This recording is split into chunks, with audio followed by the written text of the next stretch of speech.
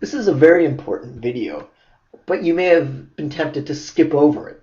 Maybe at this point that makes sense because you really haven't delved into the GRE much. But there's going to come a point, it may come very soon, when your patience is tested, where you just want to throw up your arms and say, okay, enough, I hate this expletive test, and you want to give up for that moment.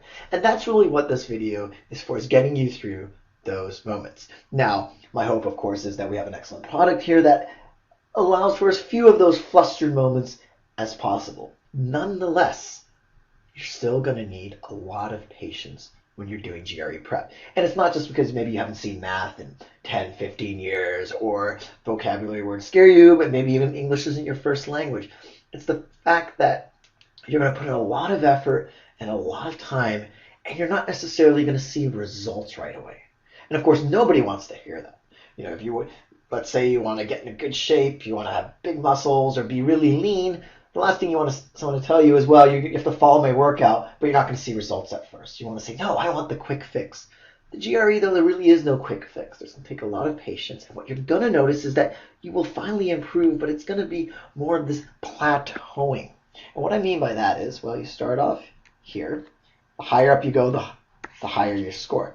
First, you're going to get a little bump. The brain gets a little bit of exposure to the GRE, and you're feeling good, but then you kind of hit this wall, and there's that plateau. And I'm, by the way, a horrible artist. That's not the worst straight line in history, but there we go, somewhat better.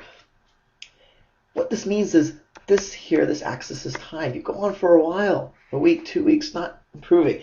And it's at this point that you're going to need patience, because you will suddenly improve. You're going to go up a little bit, a few points in math, a few points in verbal. You're going to get better, but it's going to be a process like this, plateauing. Unfortunately, it's not a whoop. Otherwise, everyone would do very well on the GRE.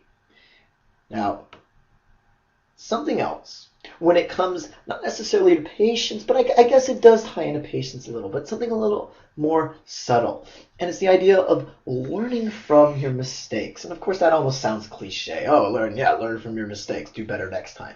But in this GRE context, in the test prep context, learning from your mistakes is a lot more nuanced than that. And what I mean is, when you get flustered, when you can't solve a problem, the first thing you want to do is you want to look at the answer. You want to think, okay, well, what's the answer say? And oftentimes the answer is very illuminating. Hopefully, our video explanations in every case help you arrive at the correct answer. But the idea is, are you going to be able to avoid that same mistake in the future just because we gave you an explanation? Now, hopefully the explanation helped. At the same time, though, when you make a mistake, you should try to figure out what you did wrong. You should really dissect your thought processes so that you can next time say, aha, I'm going to do this instead of what I did the first time around. Now, part of this learning from mistakes is this idea of confusion. And of course, we all have confusion on the GRE or any standardized test. But the idea of confusion here is when you get to a certain point in a hard problem, maybe it's 30 seconds, maybe it's about a minute. About this point, feeling flustered, feeling confused, and you want to give up. Starting off, it's very important for you not to give up, not even to worry so much about the time. And I know it can be very stressful with Magoosh because we have these questions with the timer counting down, but you can hide that timer. You can allow yourself to kind of delve into the problem and understand what's going on. So this confusion isn't a bad thing. It's just an opportunity for you to figure out what this problem is about, to think at it at a deeper level, to try many possibilities. For instance, in math, if you're not sure how to approach the problem, how to get to the answer, try a few things, experiment. But it's when this confusion rears its ugly head, it's if you stop and give up. That's the problem. That's where this can maybe come back to patience. And it's working through that confusion and finding your answers that's really going to help you improve. And even if you don't get the right answer, going back to it and learning from your mistakes is going to be very helpful in this process.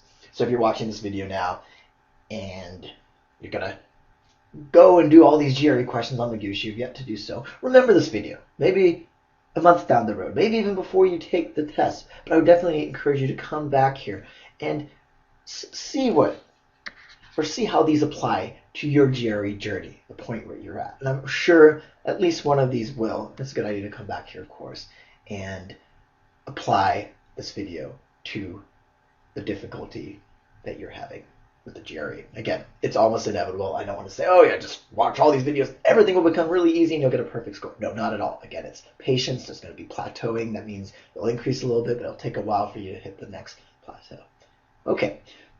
Now, as far as kind of test management goes and the whole psychological component, there's a really big thing I'm missing out. I'd be totally remiss if I forgot to talk about managing stress the day of the test. Test day, during the actual test. This is what it's really all about. I mean, you could have the utmost patience as you go through the preparation for the test. You can work for 3-4 months and be really ready, and then you get to the test and stress unravels you. And I've talked to many people, had many students over the years who this is a problem. So, what can you do? Well, a few things. First off, breathe. It seems like the most simple thing possible to imagine, but it can really help. Because what's going to happen is you're going to feel a knot in your stomach, just as if you're about to go on stage and talk to 2,000 people. Those same butterflies, that same knot, it's going to be there. If you breathe from your stomach, kind of low down, deep breaths, not so much from your chest and lifting up your shoulders, this is going to help stabilize the natural panic response you're going to have test day. And trust me, it is inevitable. The panic response will rear its ugly head.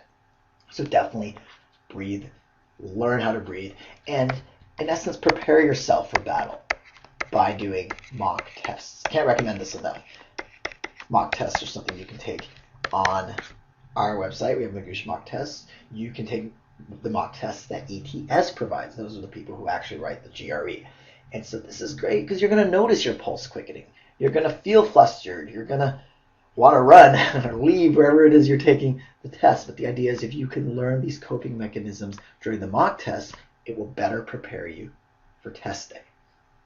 So that's it as far as stress goes and the psychological component, but I don't want to underestimate this. This is a big part of doing well, is not just the discipline, not just following the Magoosh videos and learning, but really that patience.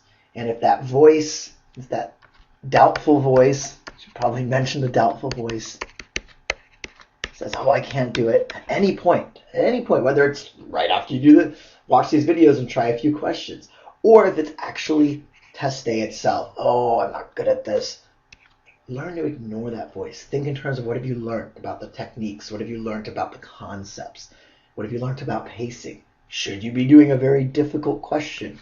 Maybe not. The doubtful voice is just saying, I'm not good at it. Well, you're actually doing one of the most difficult questions. Skip it. Each question is worth the same.